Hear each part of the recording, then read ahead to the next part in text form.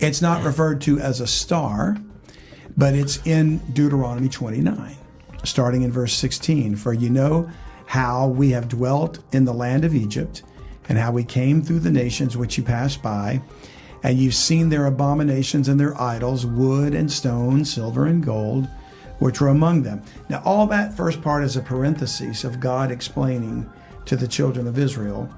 And there's a lot of curses in this chapter. It's a long chapter, Deuteronomy 29.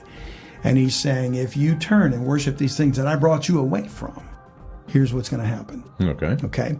So he says, lest there be among you man or woman or family or tribe whose heart turneth away this day from the Lord our God to go and serve the gods of these nations, like the gods of Egypt. Lest there should be among you a root that beareth gall and wormwood.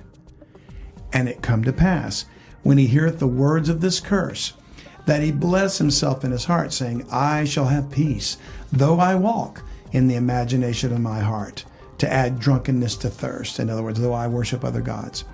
The Lord will not spare him, but then the anger of the Lord and his jealousy shall smoke against that man. And all the curses that are written in this book shall lie upon him, and the Lord shall blot out his name from under heaven.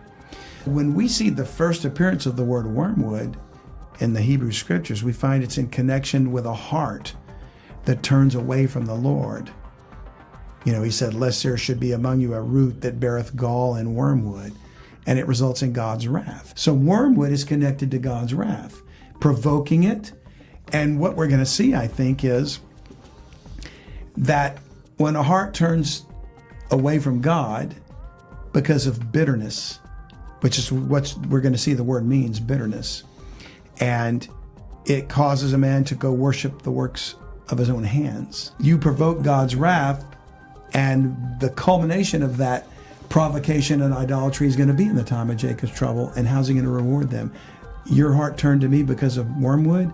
I'm going to send you a star called wormwood to poison the water. Wow. See, God knows how to tie everything in prophetically. Yeah. It's amazing to me.